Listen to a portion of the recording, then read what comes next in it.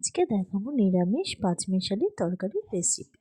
প্রথমে কি করা হয়েছে, কড়াইতে তেলটা নিয়ে নিয়েছি, কালো জিরে ফোড়ন দিয়েছি, তারপরে রয়েছে বেগুন, শিম, আলু, ফুলকপি, টমেটো সমস্ত কিছু নিয়ে, আর এর ভিতরে কিন্তু একটুখানি কয়েকটা কাঁচা লঙ্কাও কিন্তু দিয়ে দিয়েছি।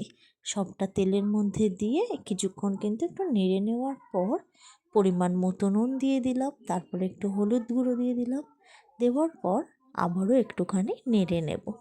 এটা কিন্তু কিছুক্ষণ একটু ভেজে নেব। কিছুক্ষণ নেড়ে নেওয়ার পর এখানে কিন্তু আদা বাটাও দিয়ে দেবো।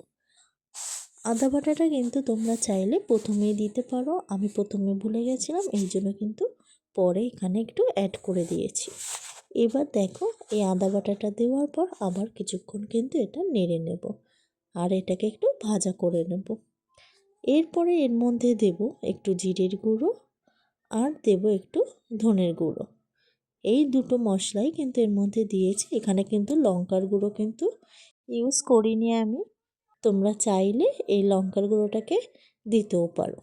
এবার দেখো, এটা যেহেতু খুব সিম্পলভাবে বললাম আজকে রান্নাটা হবে, এই জন্য কিন্তু মশলাও একদম অল্প দেওয়া হয়েছে। তারপরে আবারও কিছুক্ষণ কিন্তু ভালো করে ভেজে নেওয়ার পর এবার পরিমাণ মতো জল দেওয়া হয়েছে।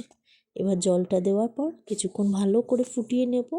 তোমরা দেখছো ওয়েলকাম টু জিনির কিচেন চ্যানেলে। আমার এই ভিডিওগুলি যদি তোমাদের ভালো লাগে অবশ্যই চ্যানেলটি সাবস্ক্রাইব করে দেবে, আর সকলকে অসংখ্য ধন্যবাদ।